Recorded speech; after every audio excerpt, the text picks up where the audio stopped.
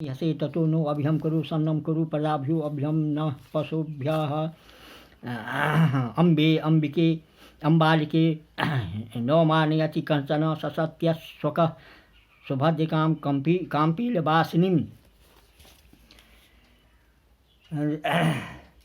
मैं doctor Parman Jha Sanskrit MA. सहायक प्राध्यापक कितनान कामाख्या संस्कृत महाविद्यालय महरेल मधुबनी।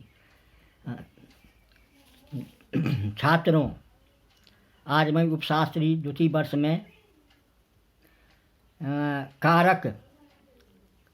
कारक सिलेबस में है को ले जा रहा हूँ, ध्यान देना है। कारक संज्ञा अथवा सर्वनाम का वह रूप जो वाक्य के अन्य शब्दों, विशेषताओं या क्रिया के अपना संबंध प्रकट करता है, उसे कारक कहा जाता है। प्रत्येक पूर्ण वाक्य में संज्ञाओं तथा सर्वनामों का मुख्य रूप क्रियाओं का साथ और गौण रूप से आपस में ही संबंध रहता है। जैसे राम ने रावण को मारा, तो मारा का संबंध राम और रावण दोनों से है, जिससे मारा राम में मारा का संबंध राम और रावण दोनों से है।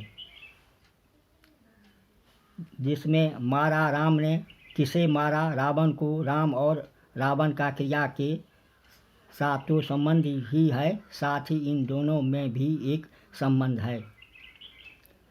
तो इस संबंध को बतलाना कारकों का काम है। अब कारक हिंदी में 8 प्रकार के होते हैं, किंतु संस्कृत में 6 मानी गई है। अनुवाद के लिए संबंध और संबोधन कारक नहीं होते, लेकिन हिंदी में कारकों की परिभाषा इस संख्या दोनों ही संस्कृत में भिन्न है। कारक 8 है। कर्ता, कर्म, करण, संप्रदान, अपादान, संबंध, अधिकरण, संबोधन, प्रथमा, द्वितीया, तृतीया, चतुर्थी, पंचमी, षष्ठी, सप्तमी और संबोधन। तो कर्ता ने कर्म को करण से के द्वारा, संप्रदान को के लिए, अपादान से, संबंध का के की, अधिकरण में पर, संबोधन हे अरे। अब कर्ता कारक। कर्ता का अर्थ है करने वाला। जो कोई क्रिया करता है उसे क्रिया का कर्ता कहते हैं। जैसे राम पढ़ता है, श्याम हंसता है, यहाँ पढ़ने वाला राम, अतः वह पढ़ना क्रिया का कर्ता है। इसी तरह हंसना क्रिया का कर्ता श्याम है, तो कर्ता का चिन्ह ने है, परंतु उसका सर्वत्र प्रयोग नहीं होता है। वर्तमान और भविष्यत काल में नो का प्रयोग बिल्कुल नहीं होता है। भूतकाल के कुछ भेदों में कुछ प्रतिष्ठ वाक्यों के साथ होता है।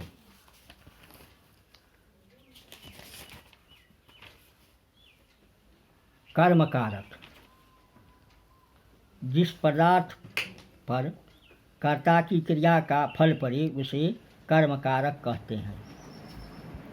जैसे राम ने श्याम को पीटा, इस वाक्य में कर्ता राम की क्रिया पीटना का फल श्याम पर पड़ता है, अर्थात यहाँ श्याम पीटा जाता है, अतः उसे कर्म कारक कहते हैं। कर्म कारक का चिन्ह को से है।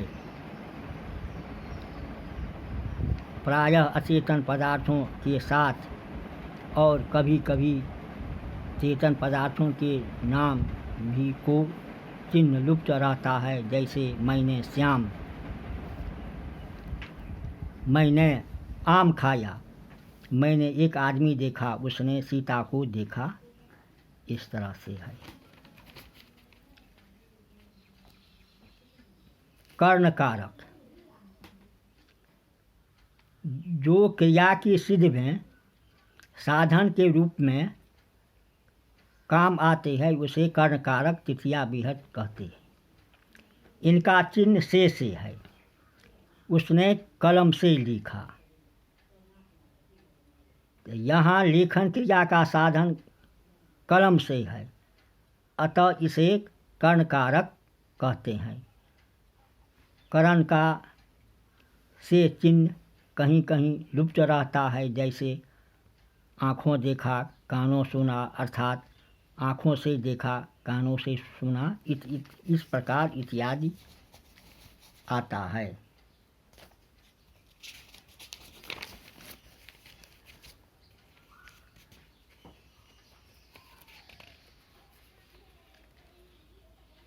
संप्रदान कारक जिसके लिए कुछ किया जाए या जिससे कुछ किया जाए उसे संप्रदान कारक कहते हैं। इसका मुख्य चिन्ह को तथा के लिए है। जैसे राम ने राजीव को गाय दी, तो इस वाक्य में राजीव संप्रदान है, क्योंकि गाय उसे ही दी गई है। तो इस प्रकार श्याम अपने भाई हरि के लिए लाया है, तो इस वाक्य में हरि संप्रदान है, क्योंकि संप्रदान है।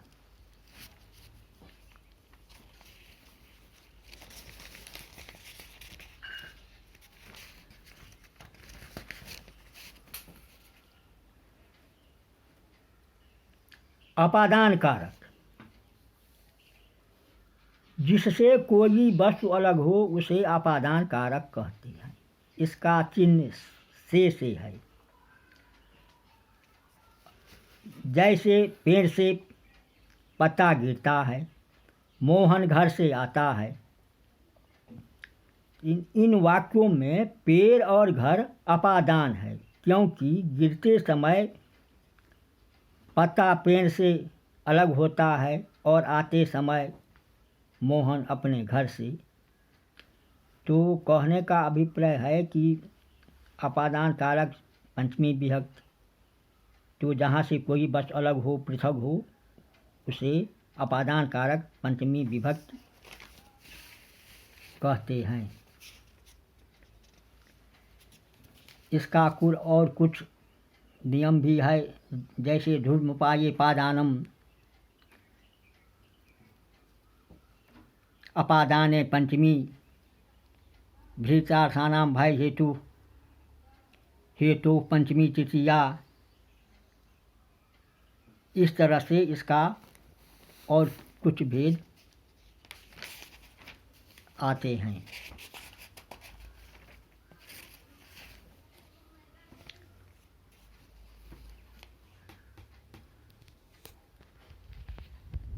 संबंध कारक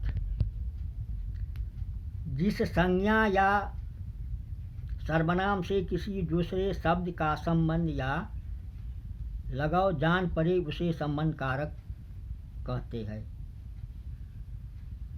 इसके चिन्ह का, के, की, को है। जैसे राम की गाय चरती है तो उसका लड़का आ रहा है, श्याम के दांत चमकदार है, तो राम की गाय में गाय का संबंध राम से है, अतः राम को संबंध कारक कहते हैं। इसी प्रकार लड़का का संबंध उससे है और दांत का श्याम से, अतः उसका और श्याम के दोनों संबंध कारक के रूप हैं। अन्य कारकों का संबंध रूप से क्रिया के साथ होता है और साधारण रूप से अन्य संज्ञाओं के साथ, परंतु संबंध कारक का संबंध मुख्य रूप से संज्ञाओं के साथ होता है।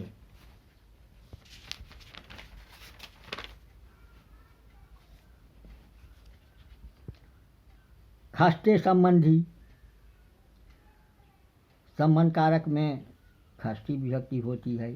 इसका भी कुछ है, कृति कर्मणो कृति उभय प्राप्तो कर्मणि।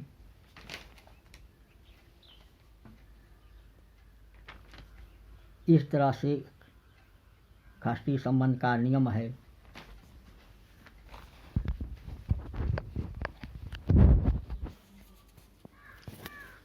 अधिकरण कारक, जिससे क्रिया के आधार का ज्ञान होता है उसे अधिकरण कारक कहते हैं। जैसे कौवा पेड़ पर बैठा है, तो इस वाक्य में पेड़ अधिकरण कारक है, क्योंकि वह कौवे के बैठने के लिए आधार का काम करता है। वह घर में सोया है, तो इस वाक्य में घर अधिकरण कारक कहा जाएगा, क्योंकि सोने की क्रिया घर में होती है। और में और पर अधिकरण कारक दो प्रधान चिन्ह है।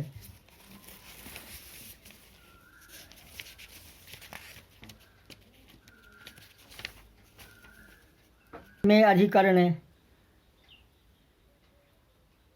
यश च भावेन भाव लक्षणम, कुछ इस तरह से नियम भी है। अवच्छेदे पंचमी यतश्च निर्धारणम,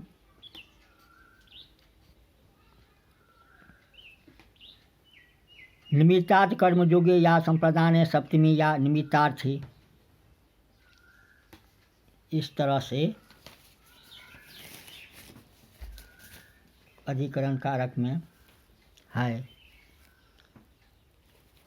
संबोधन कारक, संज्ञा के जिस रूप से किसी को पुकारने या सचेत करने आदि का भाव मालूम हो उसे संबोधन कारक कहते हैं।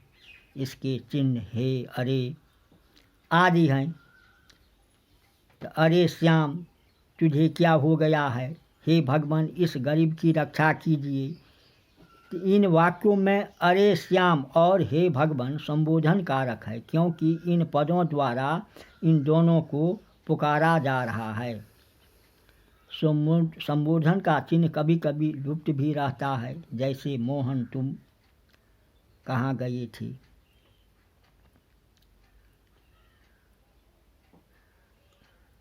तो कारक और विभक्ति कर्ता कर्म करण आदि को करण कारक कहते हैं, और इन कारकों को प्रकट करने वाले ने को से आदि चिन्हों को विभक्ति कहते हैं। किसी एक ही कारक के एक वचन और बहुवचन को मिलाकर प्रथमा विभक्ति, द्वितीया विभक्ति आदि भी आते हैं।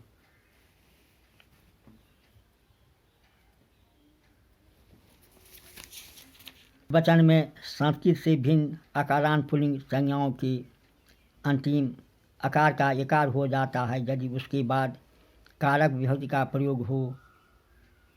तो जैसे लड़का लड़के ने, लड़के को लड़के से, सोना सोने को सोने से। इस प्रकार अंधा, पर्दा, कपड़ा, बच्चा आदि में भी परिवर्तन हो जाते हैं।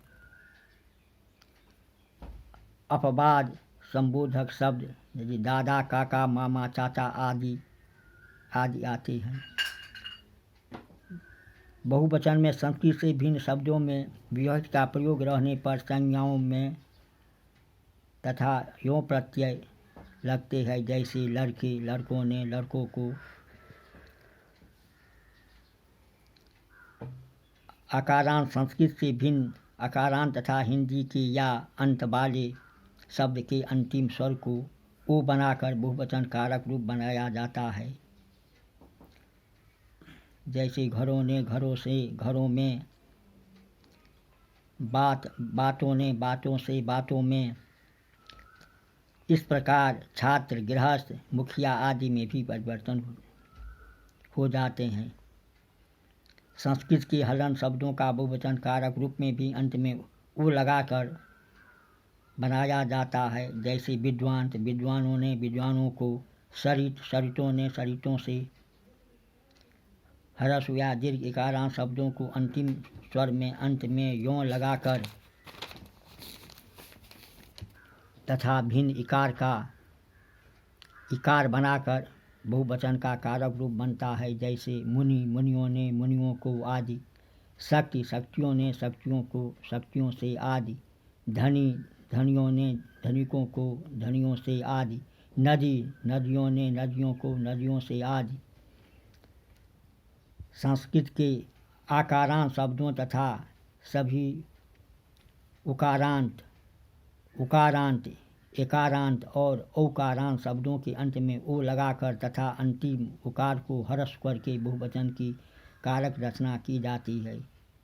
जैसे राजा राजाओं ने राजाओं को राजाओं से, माता माताओं ने माताओं को, धेनु धेनुओं ने धेनुओं को, बधु बधुओं ने बधुओं को, चौबे चौबेओं ने चौबेओं को, गौ गावों ने गावों को गौओं से।